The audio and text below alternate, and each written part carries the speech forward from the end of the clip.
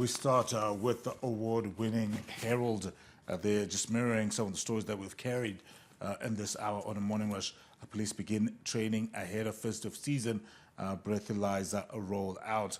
And updates from the AU-EU Summit, the 7th edition, with that lead story by Wallace Rujidzo in Luanda, Angola, speaks about days of exploitation long gone. And then we do have a story there by our business reporter. Nation awaits reform-anchored growth-focused budget, and part of it reads, Finance, Economic Development and Investment Promotion Minister Professor Mantuli Ncube will tomorrow present his reform-anchored, stability-driven and growth-focused 2026 national budget at New Parliament Building in Harare. The 2026 statement of proposed income and expenditure with breakdowns for each ministry marks the next phase of Zimbabwe's rapidly evolving economic trajectory. So if you want to get details in terms of some of the key areas to look out for when that budget is presented tomorrow, grab your copy of the Herald and you will be able to get the details around that.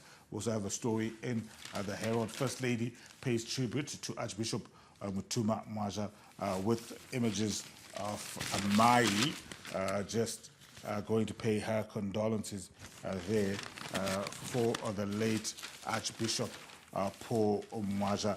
Moving on to the back page, the leading story there is around the strike at Dimbare. Another strike rocks Dimbare camp. I'll just glean off details from that.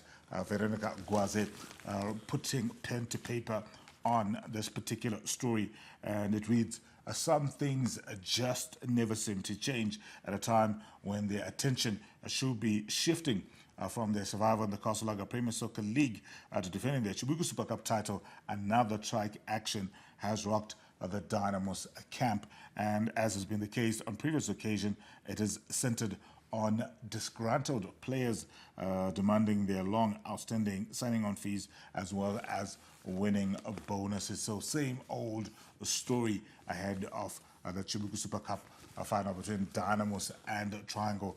That'll be at Gibo Stadium on Saturday.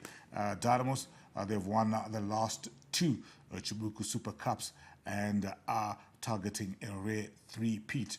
For Triangle, they've previously won the tournament back in 2017, and they'll be looking to home comforts to try and make it to and cap what would have been a good season for them, considering that at about the halfway stage of the season, they looked like strong candidates for relegation.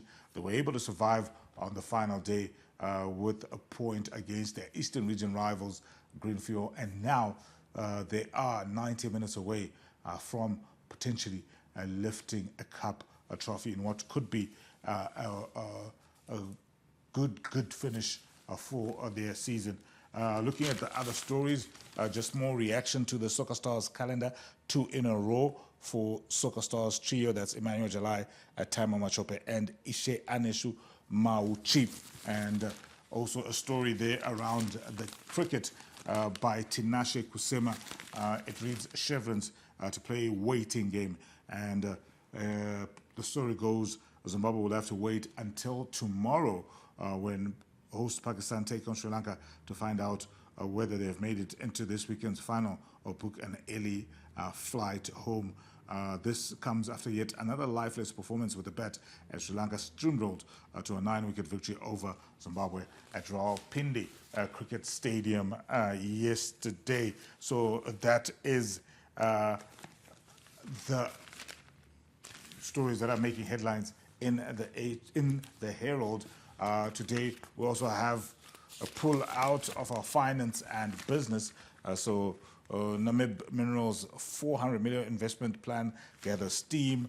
With stories about tobacco, with more than 75,000 farmers registering to grow the leaf, and Zim and nectarines entering the UK market. You can get details on that.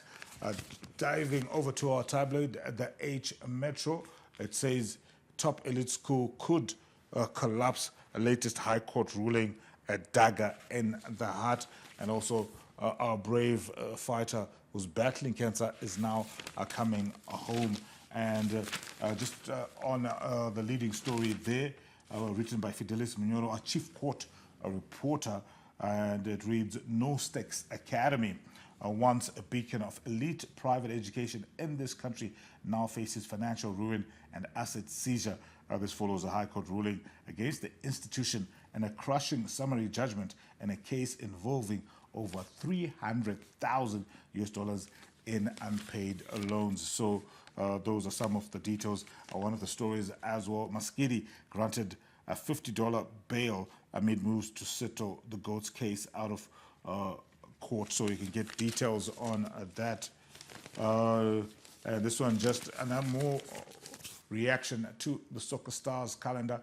We now know who is going to be the king. We now know the stars, but who is going to be the king? Just referencing the 11 players that were voted the best in the land for the 2025 season. Now we await the 5th of December, which is when the Soccer Star will be unveiled.